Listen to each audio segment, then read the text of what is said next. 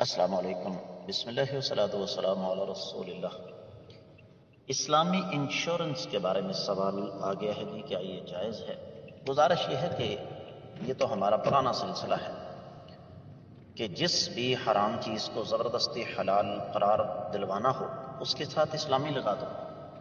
جس طرح کہ اسلامی جمہوریت اور ترکی میں باقاعدہ اسلامک ڈانس ہوتا ہے، یہ جو دھمالیں پڑتی ہیں، جلیاں ڈلتی ہیں درباروں پہ، بلکہ آپ حیران ہوں گے کہ انسائکلوپیڈیا آف دا ورلڈ آپ کھولیں تو اس میں آپ کو اسلامک میوزک ملے گا، قوالی۔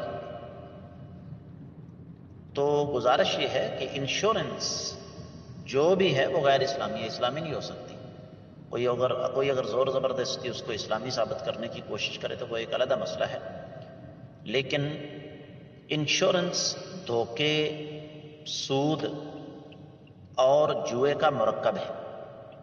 اس کے اوپر اس پر اگر آپ اسلامک کا لیبل لگا لیں تو اس سے کوئی فرق نہیں پڑے گا۔ جس طرح جمہوریت کو اسلامی زبردستی کر لیں تو وہ اسلامی نہیں بن جاتا، جس طرح قوالی کو زبردستی اسلامک میوزک آپ قرار دیں تو وہ اسلامی نہیں بن جائے گا، جس طرح کے دمالوں کو، جلیوں کو آپ اسلامک ڈانس کا نام دے لیں تو وہ اسلامی نہیں بن جائیں گے۔ بالکل اسی طریقے سے یہ جو ایک تصور ہے جی اسلامی انشورنس، یہ بھی بالکل ویسا ہی ہے۔ اور اگر آپ اس کی باریکی میں جا کر دیکھیں تو اس میں اور عام انشورنس میں کوئی لمبا چڑا فرق نہیں ہوتا۔ جس طرح اسلامک بینکنگ ہے، فرق صرف اتنا ہے کہ اسلامک بینکنگ اسلام کا نام لے کر آپ کو سود کھلاتی ہے، اور عام جو بینک ہیں وہ براہ راست آپ کو سود کھلاتے ہیں۔